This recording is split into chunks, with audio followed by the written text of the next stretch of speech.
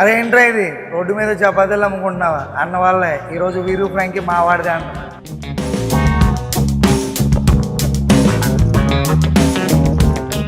29 సంవత్సరాల్లో నేను Frankie business start చేశాను. అది ప్లాన్తో కాదు, ఒక సందిగ్ధంతో మొదలైన ప్రయాణం.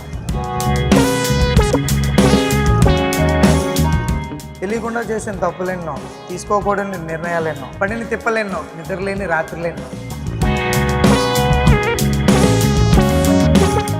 కొన్ని రోజులు నమ్మకం ఉండేది కాదు, ఇంకొన్ని రోజులు నమ్మకం కూడా తగ్గిపోయింది.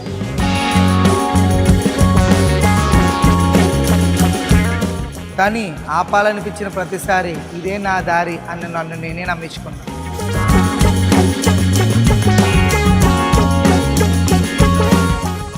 ఒక్కో రోజు ఒక్కో కస్టమర్, అక్కడి నుంచి ఒక్కో స్టెప్ ముందుకు వేసుకుంటూ వచ్చారు.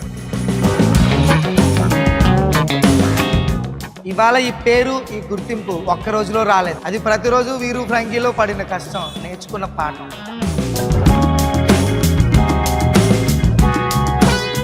ఇప్పుడు మీరు చూస్తున్నది సక్సెస్ మాత్రమే, నాకు గుర్తుండేది ఆ స్ట్రగులే.